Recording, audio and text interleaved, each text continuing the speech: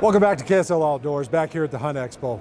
Well, from MDF to SFW, we now turn our attention to Troy Justensen. You know, Troy's been the president of SFW for about 7 years. He's been with SFW for nearly 2 decades, since the Expo's been around. We got a chance to sit down with him and talk to him about the conservation work that SFW has done because of the Expo. 17 years. You've been with it ever since it started? Yeah. How's it grown? How's it gotten better?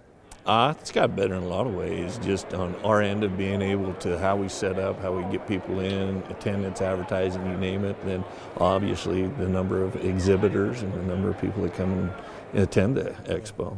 When you look back, when you retire and your legacy, will this be part of it? Oh, you bet you will.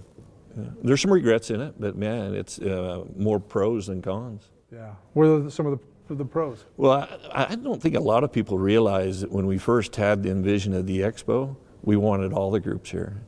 You know, NWTF, RMEF, you know, the sheep, everybody. Can you imagine having all the groups represented here? And I'm just going to be point blank honest, you know, because egos and your current leaderships, include all of us, sure, we couldn't make it work, and it's unfortunate we didn't. But it still turned into quite a celebration. 100%. A partnership with Mule Deer Foundation and what we've been able to grow and build here is simply nothing short of amazing.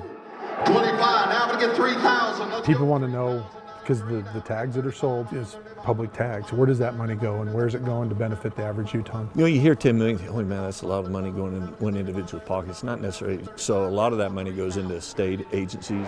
Sold them right here, you got them, cowboy. But at the end of the day, it goes into conservation, especially in the state of Utah here where it's earmarked, and it has been absolutely critical for what we do here in the state of Utah. Those 200 tags, the Expo tags, you guys aren't required to spend a lot of that towards conservation, but you do.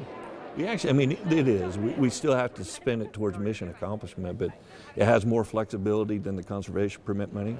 Yeah, big game tags can't be spent on waterfowl or upland game. And what are some of the most recent projects you're pretty proud of what SFW has been a part of? Yeah, the neat thing about SFW is we're not species specific. And so we cover everything from fishing to waterfowl to upland game, to big game. That's what excites me. And especially as you look at the Expo, a lot of these Expo funds, we put a lot of money back into the marsh. Waterfowl receives such a minimal portion from the budget from license sales that most of our waterfowl managers don't have the money to accomplish the jobs they need, the projects they need.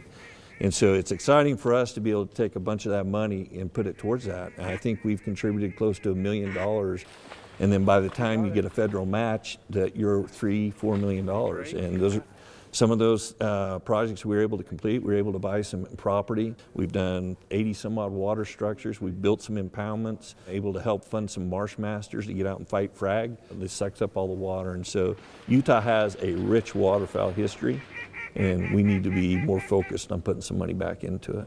And then you throw in upland game. I bet you we've spent close to $2 million on pheasants alone. So now we've been able to augment our wild populations with some of these pan-raised birds, but then also put a bunch of birds out there for put and take. I think it's been a great thing, but none of that is possible if we don't have these 200 permits.